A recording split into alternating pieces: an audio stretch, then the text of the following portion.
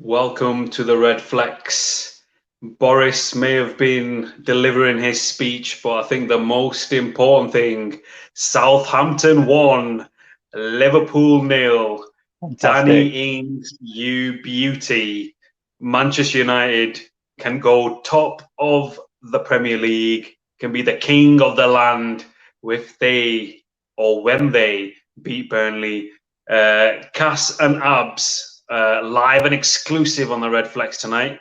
Abs, quick thoughts. Liverpool defeated.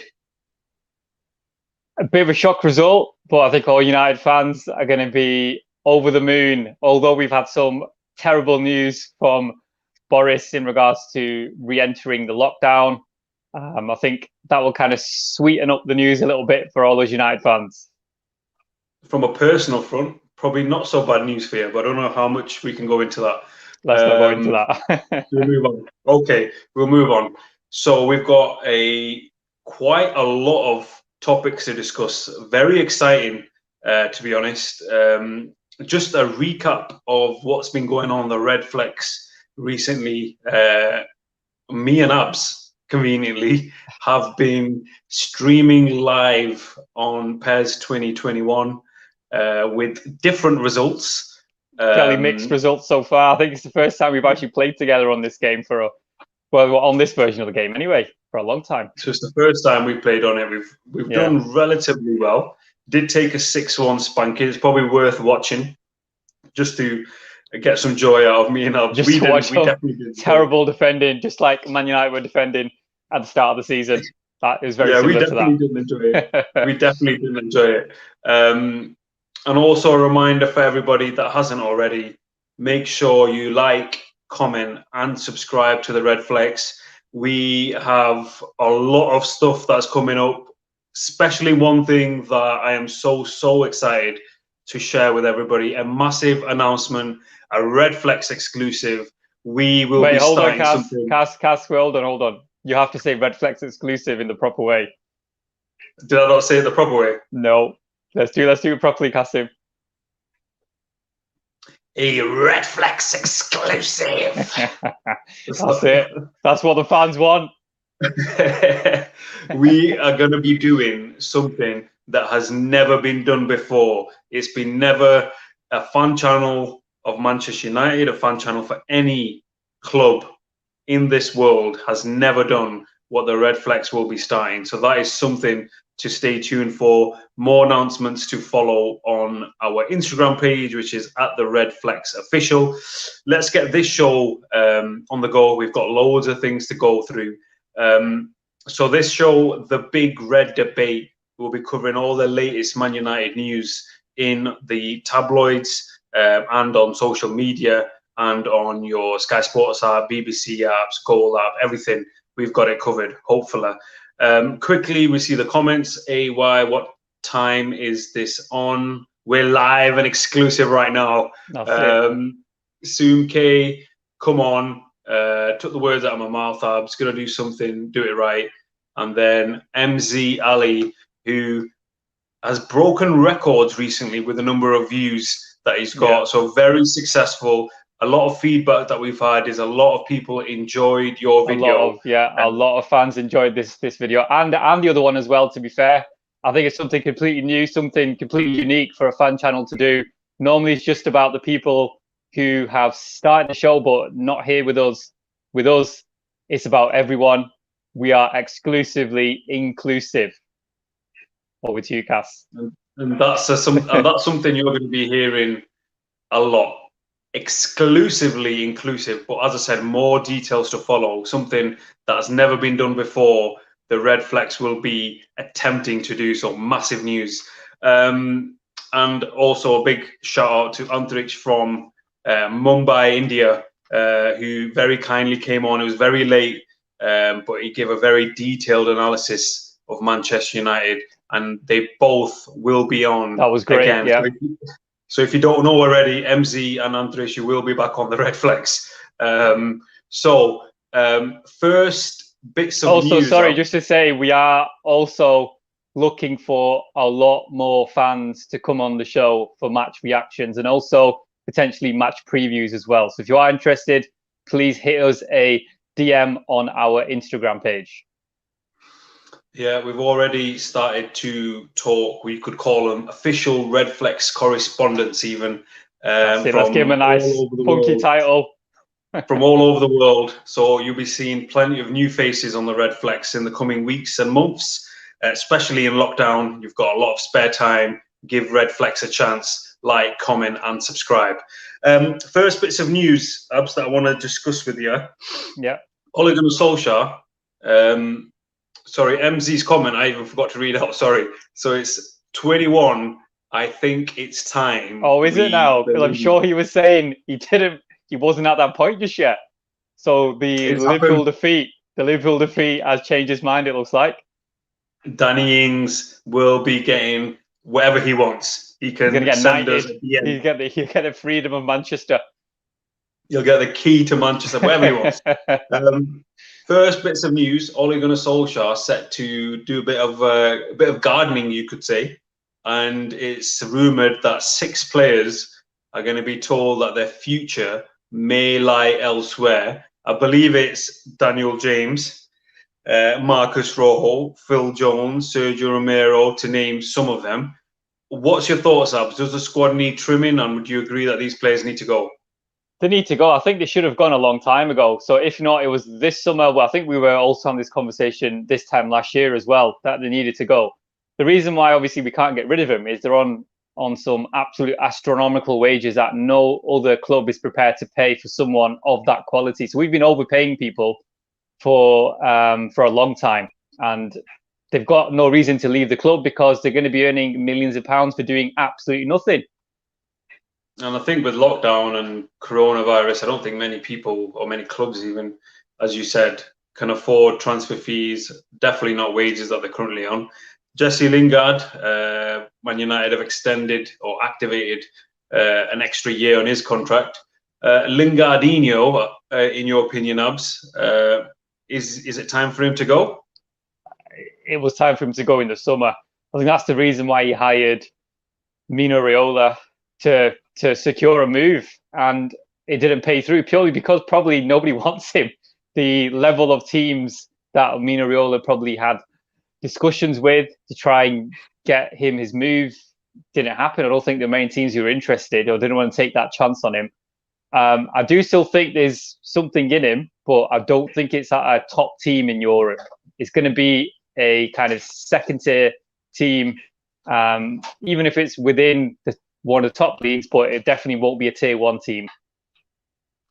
Quick comments. MZ, wow, I'm glad people loved it. Looking forward to coming back on again. Looking forward to have you on again. Zoom Absolutely, K, yeah. Send me the link. Maybe too late in the day for that one, but we'll see what we can do. And MZ, again, I'd send Dan James on loan. I would agree that he does need to leave the club, whether it's on loan or permanently. I'm not sure. Next, what's your view, Kasim, as well? Sorry, what's your view on these players who are potentially leaving now at this point? I think Romero, just probably for his career, really, he's been a good servant of the club. He's played well. Yeah, at one point he was amazing. I mean, even anytime he had an opportunity, he was doing unbelievably well in goal. So just unfortunate we've got Dean Henderson back. I think it's a little bit unfortunate, like you said. David De Gea, Dean Henderson are probably the first 1 and 2. Romero is probably going to find game time a little bit difficult, I think, currently. So it's probably best for both parties he moves on. Jesse Lingard, again, I think it's probably time for him to go because, Donny van de Beek can't get a game. So what makes There's no chance Lingard's going to get chances there. And we're definitely stocked up in that kind of position. So I think he should go. Phil Jones, we did a very special feature on Phil Jones. Yeah. If you haven't seen it already, modern day legend, isn't there? Legend. You can watch the video on our YouTube. Very entertaining, but all tongue in cheek, obviously. We're a Man United fan channel. Nothing personal. Not personal. Yeah, business. Definitely not personal. Just a bit of fun. So, and also Marcus Rojo, I think it's time for him to leave as well, realistically. He's been there at the club for a long time, and again, I don't think he's going to be an option to fill that centre-back role that we need. Would you agree with that, Abs? Yeah, I think all the names you mentioned, their time at United's up. I can't see anyone breaking into the team, even if there was extensive injuries. I'd rather Ole Gunnar Solskjaer gives youth a chance rather than give these players a chance. I think they've had the chances and they are nowhere near good enough for Man United. In other bits of transfer news, Diallo, I seen a photo of him online getting into his what seemed to be a chartered flight or chartered plane on his way to Manchester. It'd be funny if he knows whether we're in lockdown or not. That's something for us to confirm. But he's on his way to Manchester United. Quick thoughts on him? Big, I believe it's £37.5 million. Yeah, we've invested a lot of money in him. I know in the Atalanta youth teams he's been ripping it up, but I found it slightly strange that we spent that much money on someone who's only made 2 appearances for Atalanta, 2 senior appearances. So obviously it's an investment for the future, but I'm slightly surprised that a team like Atalanta couldn't get him in their team for more than 2 appearances. Yeah, so I mean, it's not concerned. I mean, I think a lot of United fans think he's the answer to our issues on the right wing. Yeah, he probably will be at some point. I can't see him breaking into the team this season, purely because he's not had any significant game time at senior level, and you can't expect someone to come in at Man United who are in the top kind of positions in the league now. You can't expect him to perform. It's unfair on him, to be honest. Never mind the issues that he's going to face in trying to adapt to a new league. Yeah, I've seen a couple of videos on him. I think it was like an overview shot of a particular part of training where he was absolutely put 5-6 people on their backs and put it into the back of the net. But obviously, whether he can do it in the Premier League straight away, that's something for us to wait and see. Some further comments. MZ Ali Diallo is something, I'm telling you. Yeah, there's no doubt he is something. Yeah, no doubt. I mean, if we're spending 37 million, I'm sure our scouting department has, they must have thought he's someone who's worth that money. But they've never been wrong before. Well, but all I'm saying is the anticipation, expectation of the United fans when his name's mentioned, as if he's going to just all of a sudden come to the club and start performing like Messi. It's not going to happen. I seriously doubt that. It will take some time for him to adjust. He's a very young lad. It will take him time. He needs. I think he may get a few games in the Europa, I guess, but nothing more than that. We've got some more comments. MZ Ali, not the answer, but he's one for the future. Although he could be good like Saka is for Arsenal. No, obviously, if he performs as well as Saka is, I think we're in for a treat. He's done really well. AY, Adam and Kareem. I think that's I'm not well. What does that mean? I'm not going to comment on that right now. But AY, the memories live strong. They do live strong. Moving on,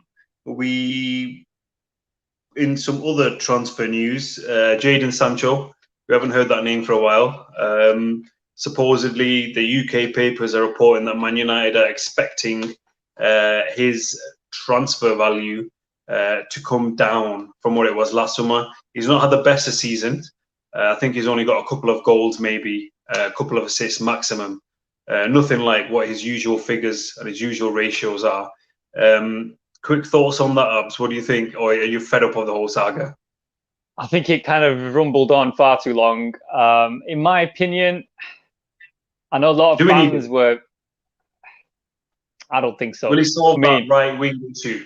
Yeah, no, I mean we do need a right winger, but is he the answer? I have my doubts, to be honest. For the amount of money we were going to spend last season, definitely not. In my opinion, I don't think he was the answer. I mean, he's young, he's English, so I guess he's got some added transfer value if we were trying to sell. And also because it's Man United, we're going to be paying more anyway. I don't think it's someone that we need. in particular, but we do need a right winger. Unless we can get him for 50 million, 60 million, then yeah, but not for the 100 million, 120 million that they wanted. I think we've also got the young Palustri. I don't know if I've pronounced his name Palustri, properly. I think. Yeah. He's done well in the under-23s. So that's a possible option. Yeah, so we've got two young players who are supposedly right wingers there who are going to be joining me. Although they're not going to be ready just yet. If we sign Jadon Sancho, where's the opportunities going to be for those two lads? Yeah, some further comments from MZ Ali. Sancho could happen. It'll all depend on how we finish the season. I think you're right.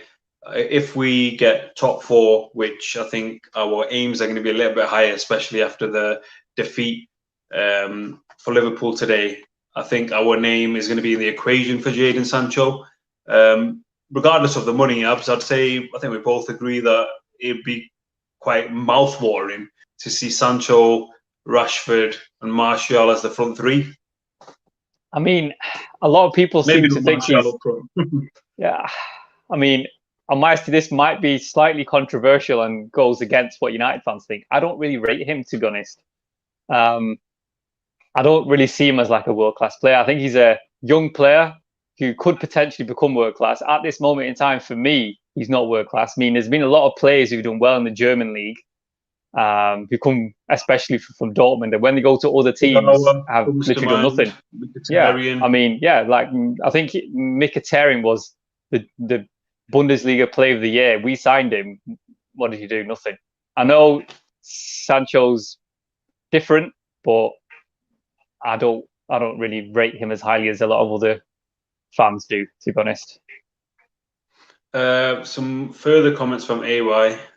We need a player like Charlie Adam and Karim Benzema.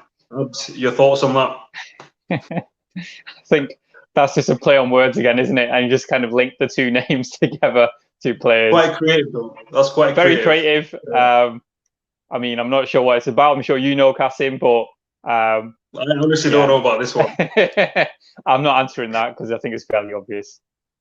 MZ, there's talk of Haaland to imagine that Rashford, Haaland, Sancho. I seen a picture of Haaland on Bleacher Report, and that boy is an absolute specimen. He's a monster. That would be quite tantalizing, you could say. Rashford, Haaland, Sancho, Martial, Greenwood. But do you think it's something that we need, or do we need to focus on kind of stopping the goals going?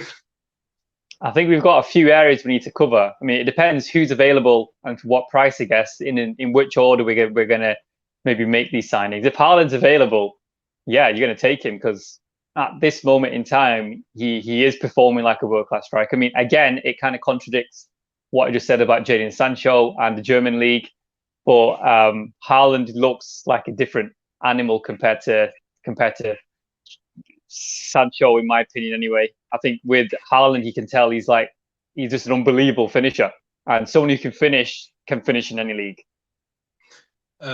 Few more comments. Zoom-K, we need a CDM that allows us to play one player there instead of two. And AY, stay away from Haaland. That agent of his a gerbil. I agree. That's one of the nicer terms that have been used for him, I guess. CDM, very quickly, Abs, would you agree with Zoom-K's comment? CDM, not necessarily. I don't think for us that's the most important position that we need to recruit. I mean, yeah, if we had all the money in the world, yeah, we could get someone who's more athletic, someone who's better on the ball. But if we're going to spend money that's going to improve on our current options, there's going to be a lot of money spent. And I don't think our budget's going to stretch as far as a new centre back, a new right back, a new right winger, a new forward. I mean, it's not going to happen all overnight. It's going to be maybe over the next few seasons. Do you think we've got that budget, Abs? Do you think we've got that budget? I don't think so. Especially with the Glazers in charge, not a chance. Because the amount of money that's actually going out the club in interest, that money, if we weren't paying that interest, that's like us making one world-class signing every season that we're not able to make. Some more comments. MZ, here's why I feel Sancho will work. He's played with the likes of Rashford. He could blend in well with a youthful forward, with Martial learning from Cavani. And also he says, I feel Fred is gradually becoming the CDM we all want. Otherwise, Basuma from Brighton isn't a bad option. I think that's quite some relevant points there. I think Sancho does have that relationship with Rashford. So most likely, you know, they might have an understanding. In relation to Basuma from Brighton, all the big hitters, a lot of people keeping their eyes on Basuma. I haven't personally seen a lot of him. Abs, have you seen much of him? Have you got anything? I've not really seen many matches of Brighton, to be honest, but I know he's very highly regarded. As you said, he's linked to a lot of top clubs in Europe. I think he's one for the future. I think if we sign him, we can't expect him to be the answer straight away. He's also a young lad. I think he's 20, 21, something along those lines. Anyway, he's a young lad. He's not really proven for a consistent amount of time, for a consistent period of time. If he does it over the next 2-3 seasons, playing at this level, I'm sure he will get snapped up by one of the big clubs. Yeah, before we move on to the last few topics, just a reminder for everyone, thank you so much for tuning in to the RedFlex. We've got loads of massive announcements and new shows that are on the way. So make sure you like, comment, and subscribe. I want to move on slightly away from transfers involving the upper half of the pitch. And we're going to focus on a name that is always in the papers, and that is Paul Pogba. So Paul Pogba is in the newspapers again. There's rumours that there's a decision to be made for Paul Pogba in terms of where he will play next season. The clubs that have been mentioned, PSG, Real Madrid, Juventus. Obviously, there's the option of Man United as well. Abs, if you were Paul Pogba, let's just say you are now Paul Pogba, what do you think you're going to be doing? I think Paul Pogba is going to leave. I think it's going to be a mutual decision where both parties have agreed at the end of the season he's off. I think that's what his agent wants. That's very clear.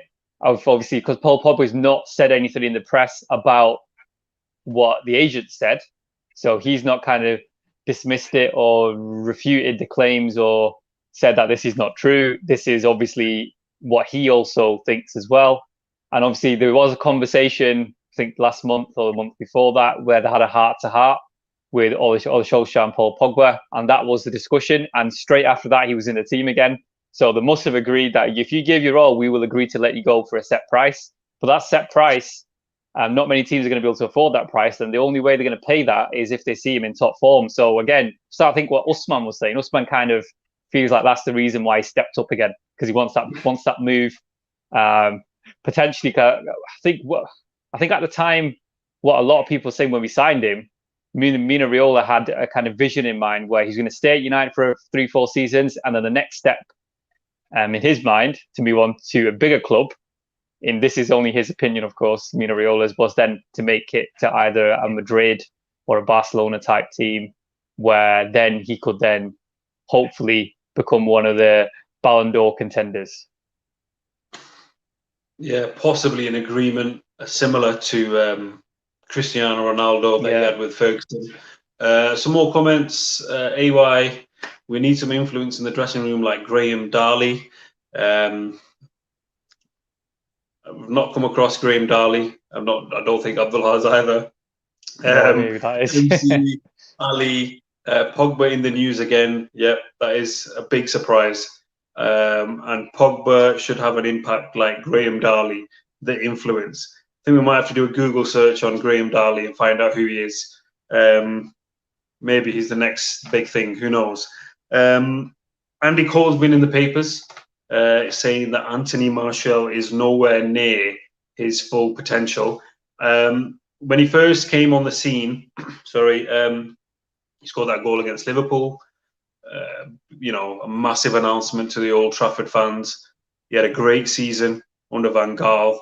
But ever since then, I would say that Zlatan Ibrahimovic came, took his number, and that seemed to have a big impact on Martial. I think he had some relationship issues, which again had some impact on his performances. Last season was supposedly the big breakout season where Anthony Martial has arrived. He's the centre forward that's going to lead us to the Premier League. This season, not so much, but saying that in the last few games, he has started to pick it up again. What do you think, Abs? Is he not near his full potential because he's got so much more to give, or is it we've seen the best of Martial and this is what Martial is and he's going to be inconsistent? Yeah, I mean, I think with any player, the more they play, the more experience they get, automatically to do things in a more efficient way, and just make improvements to their game. So yeah, I mean, is he at 100%? Probably not. I don't think he's a consistent performer anyway. He's not one of those players every game he's going to give you a kind of 8 out of 10 performance. Either with Martial, you're going to get an 8 or 9 out of 10, or you're going to get a 3 or 4 out of 10. It just depends on a lot of different things with him, but he's not a consistent performer. Although he got 17 goals last season, there are times in certain games he wasn't in the game for whatever reason. If you're a top player, you force yourself to be in the game and you make yourself in the game and to have an impact, to have an influence. And he's not that type of player. He needs someone that kind of can feed him the balls to the positions he wants, like any striker. But for some games, he goes completely missing. And for someone who's, for a club like Man United to only have one striker, and if it was just Martial, would I feel confident we're going to win the league? No. So with who we have at the moment, we've got Edison Cavani. So those who kind of dovetailing between who starts, etc. Yeah, I think that's the best solution at the moment until we can sign our own centre forward, whoever that is, Haaland or whoever it is that we sign. Only then. So I think him on his own, no. But him with somebody else so they can interchange, yes. No, I think I would agree with that. Sometimes I have issues whether he's, strong enough, has that metal to, win those tackles, get that ball when you've got two defenders, right beside you or on each side of you. But let's hope, obviously, he does pick it up because we're going to need his goals if we are, in this title race. I mean, just in regards to what he said, I think that thing that, he doesn't run, he doesn't put his head in. I mean, a lot of strikers in Europe don't do that. It's just kind of a British thing that we expect strikers to do that for some reason, because that links to how English football has been played over a long period of time. I don't think many European strikers actually play like that. So just a kind of myth that if you're a good striker, in my opinion, that you have to be doing these things. I don't think you need to. Some of the best strikers in the world are not doing that. As we're on the topic, and I've not got this penciled in as a potential discussion point, but it leads me to a discussion I was having with a couple of my mates. We didn't get very far, so let's see how far you get, Abs. Is there a dearth in world-class strikers? I can't think of many, apart from Haaland, but he's quite young in his career. But apart from that, is there? I can't really think of Lewandowski for me is the best striker in the world, like hands down. He's consistent, although he's playing for the best club in Germany. So, and it's not as strong as the English league, but because Bayern Munich is such a great team and he's such a good finisher, he just gets given plenty of chances and he's going to put away more chances than he's going to miss. So he's going to score a truckload full of goals all the time for them. But for me, he's the best striker in the world. If you were Man United, though, I would probably say Lewandowski is not attainable. He's not going to join. And at this age now that he's at, are we going to invest the amount of money that we need to? Probably not worth it. And we're going to need a premium. We're going to need a premium striker. Can you think of one that's currently, playing anywhere? That's the thing. Suarez is pretty much at the end of his career. He's at the end of his career. Who else have we got? Harry Kane, I would say, is he attainable? I do rate Harry Kane. I think he's that Alan Shearer-esque type striker, where his finishing is insane. He's great in the air. His movement's unbelievable in the box. He can score from outside the box. That's the type of striker I would love to have at the club, to be honest. So for me, I think Harry Kane. His stats are unreal. His stats are unbelievable. We got some comments that we need to get through. MZ Martial will pick up his form like last season. Give him time. I think that's crucial if we want to be successful this season. SYG169. If we beat Burnley, can players handle being leaders of the pack and being chased in the title race? Good question. Over to you, Abs. I think that's a tough one. It's an unknown situation. Some players are going to react well under pressure, and some will not. I think we've got Bruno Fernandes. When he's on the pitch, I do think he does bring out an extra 5% from the players anyway. So if he's on the pitch, and we've got a few other leaders as well, they can manage these young players, manage the inexperienced players who've never been in that kind of situation before. I think we can handle it, because we did have some disappointments last season. Hopefully they've learned from that, where we lost quite a few semi-finals. Let's see how we can react to this semi-final we got this season. And then maybe then we'll have a bit more of understanding of whether they can handle the pressure or not. Yeah, it's something that we're not used to, especially with this select players that we have. Obviously, Man United, the name, Man United, the club, Man United, the badge, are used to, being in this position, but not these set of players. We've totally inexperienced in terms of actually winning leagues, winning titles, winning trophies. This current set of players is very inexperienced. You're right. Some more comments. MZ Alibi, get a right winger and start Greenwood's development as a striker. Yeah, that's true. It'll give us more options in the number 9 position. MZ says Harry Kane is an option. SYG169 at MZ, all every game critical now. Greenwood may only get a chance as 9 in the Europa League, and that's, I'm assuming, as a number 9. That was.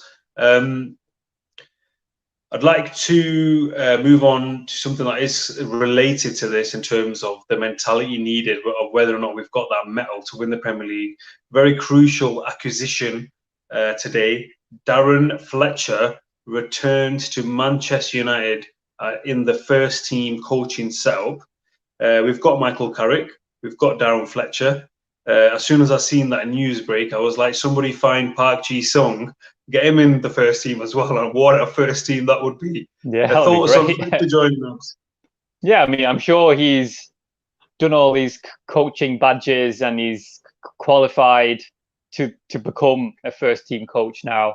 So yeah, I mean, he's got experience. I think he understands the mentality of the kind of new generation of players. So I think that will be very useful. And he was always someone who's very vocal.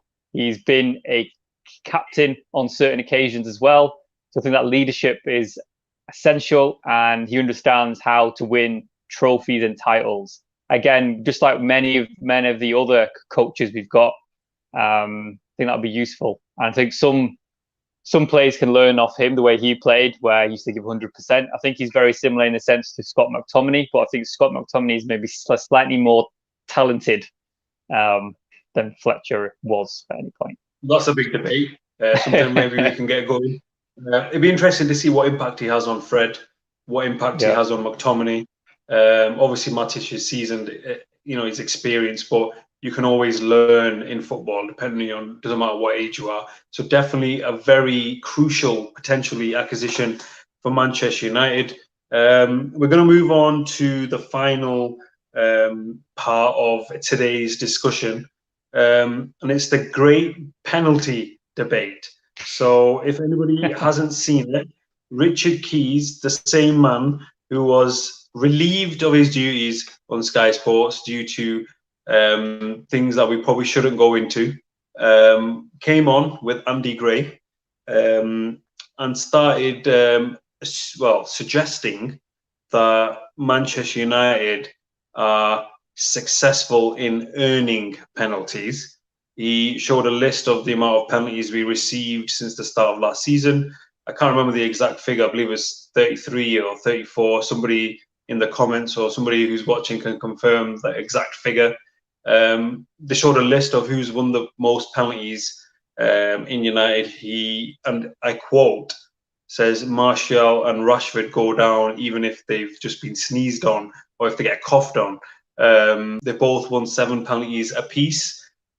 He was surprised to hear that Bruno Fernandes has only successfully won 2 penalties, and went on a proper run of how he's had enough of Man United earning penalties. My quick thoughts on this is, if you don't win the ball in the penalty box, you are going to give a penalty, Richard Keys. That has been the rules of football for a very long time. Please do not talk rubbish, lose some weight and stop talking rubbish. Over to you, Abs. Wow. What's your thoughts? let me get over what you just said there for a second. I wasn't expecting that. I just think they're just saying that just to bring some extra kind of media attention on themselves, to get some views, to get some shares, follows. That's not what I was doing, by the way. Sorry, what was that? That's not what I said. To get any extra views. No. I'm sure you didn't do that. I think they're just saying it. I don't think they mean it. But the thing is, with Man United, they get fouled in the box because we've got the type of players who like to dribble, who like to take people on, especially Martial and Rashford.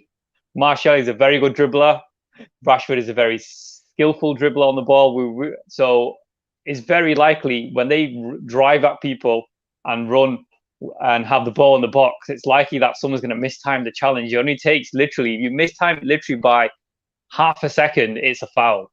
And a foul is a foul wherever it is on the pitch. So if you foul someone in the box, it's a penalty, just like you said, Gassim. So I'm not sure where this has come from, because a lot of teams are getting a lot of penalties. There's been a lot more penalties being given anyway. Yeah, there's a lot more. Just for a penalty to be given, it's a lot easier than it was, for example, 10 years ago. It's just it's modern football. It's the rules of football where they've slightly changed. So the handball rule has resulted in a lot more penalties, and we've got instances where if players are getting fouled in the box, it's a penalty. Before, what used to happen was it would have to be a really bad foul for something to be given in the box as a penalty, because all the commentators used to say, "Oh, if that was in the box, that would be a penalty," or if that foul was committed outside the box, that would be a foul. It's one of those things. It's a foul in modern day football. What's considered a foul has changed. So a foul in the box is a penalty. That's just as simple as that. I don't think there's any particular debate. I don't think anyone's actually diving. No one's going down any easier than any other player at any other club. It's just how it is, and that's how it's happening. It's just one of those things. Absolutely. If I'll be very honest, people like Craig Burley on ESPN FC, Richard Keys, I am fed up with their anti-Man United rubbish, no knowledge, no substance, and it's really, really annoying, because you watch these videos, they get views from people, but the actual, content of what they're saying is just, it's a disgrace, because every video, no matter what Man United do, is anti-Man United. I'll give you an example. Man United beat Aston Villa 2-1. And yeah, Man United didn't play well, but that's what champions do. That's what people say. It's a sign of a championship winning team. You get 3 points when you're not winning well. What do ESPN FC do? What do Richard Keys do? They spin it and say, "Oh, Man United are lucky." And then there's countless games last season where Liverpool got unbelievable amounts of luck, absolutely unbelievable amounts of luck. Oh, wait a minute, that's because Liverpool have that grind. That's because Liverpool have that momentum, that togetherness. And all this about Klopp being, this larger-than-life character. He's the biggest sore loser that I've ever seen in my life. Yeah, disgrace, absolute disgrace. Every time he loses, should see his face, should see how he reacts to questions in the media. I mean, that particular interview, I think it was BT. You interviewed him. That was a disgrace from Klopp. We got some comments, quite a lot of comments actually. We went on a bit of a rant there. MZ United in a potential title race. United hired Fletcher, who has a United DNA in him. Absolutely agreed. The team is actually starting to believe from the top to the players. And if I be very honest, I would say you're starting to see a little bit of the Man United DNA that we thought that was long gone and never to come back again. But we are starting to see it. Quick thoughts, Abs? Would you agree? Yeah, absolutely. I think the more ex-players you have in and around the first team setup, the kind of historical traditions and values don't ever go away. I mean, there's the teams like Bayern Munich only tend to hire people who've played for Bayern Munich because they know the culture of the club and they know how they're expected to play. This is what we need to do more of, in my opinion, because we don't see enough of it. I think it's interesting, for example. Yeah, a lot of teams. A lot of big teams hire their own ex-players. Yeah. Bayern Munich. It's funny. I just wanted to add that although they might change the manager, but at these elect clubs, the philosophy and the style of playing never changes. The manager might change, but the way that they want to play never changes. You know, Barcelona, that's why a lot of people are criticizing them, because they've decided to change the way they play as well. But historically, there's been a few clubs where they don't care who the manager is. The manager has to play a certain way. You know, the traditions of the club. MZ, that is because we have tricky players. Rashford said it. People always talk about United because we are the biggest club in the world. Abs, quick thoughts? Yeah, absolutely. If you talk about Man United, you are guaranteed pretty much to get into the news at some point. So just like every TV station, just like in the UK, we've got Talk Sport. Regardless of what happens, it's always all about Man United, and because they know that's what will get them the viewers. So if you talk about Man United, you get viewers, you get extra sales in the newspapers. That's how it works. So we've got some more comments. MZ Ali, I saw Mane diving and Liverpool claiming for penalties for ball to hand, but nobody talks about it. Absolutely agreed. Yeah. ESPN has an agenda against Man United. Absolutely, 100%. And it's getting quite tiresome now. So Craig Burley, if you want to get onto the RedFlex and face me like a man, I will deal with you like a man, and I will tell you exactly how it is. So I dare you. I'm looking forward to that. I highly doubt he's going to come on to the RedFlex. But if he wants to, I will deal with him. More than welcome to anyway. Soon K Kassim, the academic, has come out with the rules and regulations of penalties. It's I was quite frustrated, so I had to bring it out. He's also gone on to say only this week there was an article for Lampard job. The amount of times the media and these pundits say Ole out.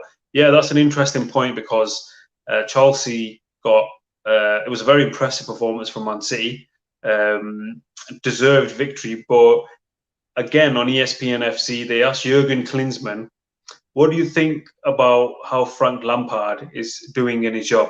Oh no, Frank Lampard, it's a young squad, it's a new team, and I wouldn't say by getting rid of him is the best option. But why? You know, why such a difference between the treatment of Ole and Frank? In your thoughts, Abs, where do you think that is? Is it because Frank Lampard's an English manager? Yeah, an English history with the national team? Yeah, it's not anything sinister. I mean, it's not anything more than that. He's just an English manager at an English club by the English press will always get more time, and because he's a unbelievable player, or he was an unbelievable player for the club. Anything he does which is good is magnified. Anything which is not so good, he's just swept under the carpet. That's just how it's always been.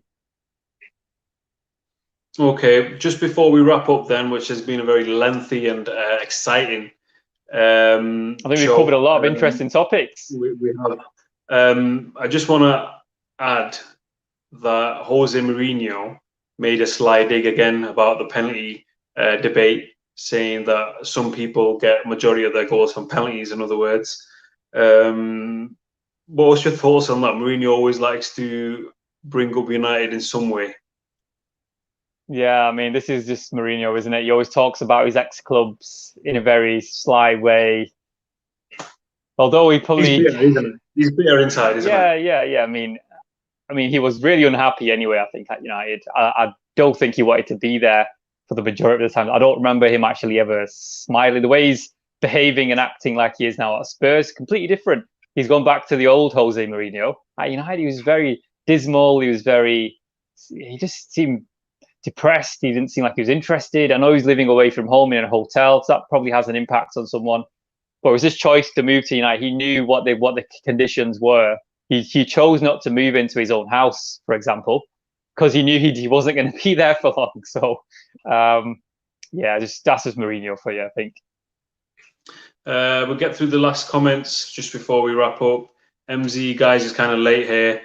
Got to go. Good show as always. Have a good night. Glory, glory, Man United. Thank you for tuning in. Yeah, absolutely. We'll hear from you, I'm sure, over the coming days. And AY, we will not win the league with Martial as the main striker. So, Abs, before we sign off, Liverpool have lost 1-0 against Southampton. Manchester United are waiting in the wings to go top of the Premier League. Is it hashtag 21. Can the celebration start? I mean, I am going to maintain my stance at this point. I am not expecting Man United to mount a serious title challenge just yet. If we beat Liverpool, or we put in a magnificent performance where we were unlucky to not win the game, where at least get a point, at that point, if we can start to compete against the best teams and actually go at them and not just sit back and hope for them not to score and then hit them on the counter, because that's not the way Manchester United should be playing against any team in the world. If we are serious about being a big club again, we need to take the game to them. I know it's very difficult to do at Anfield, but we need to show that we've got intent to go forward, we've got intent to hurt them and put them on the back foot, because they're not used to playing like that at home. If we can do that and we're successful, then I will be changing my mind. At this point, I'm not. I'm going to stick to what I currently think is at some point we are going to just put in a run of inconsistent performances and we'll just tail off when we need to continue to win games. I think we'll finish in the top 4. And just incidentally, I thought it was quite funny whilst Boris Johnson was giving his lockdown speech, Gary Neville did a little, I think it was a tweet where he was expressing his delight at Liverpool being 1-0 down, whilst Boris Johnson was informing the nation of the doom and gloom of the lockdown. So that was quite funny, actually. I think we probably need to check out what the ratings were between the Southampton Liverpool match and the public address from Boris. Somehow, I think the Southampton game will be interesting with the most views. But Abs, thank you for it was a pleasure joining us. I think it was a great show. The big red debate.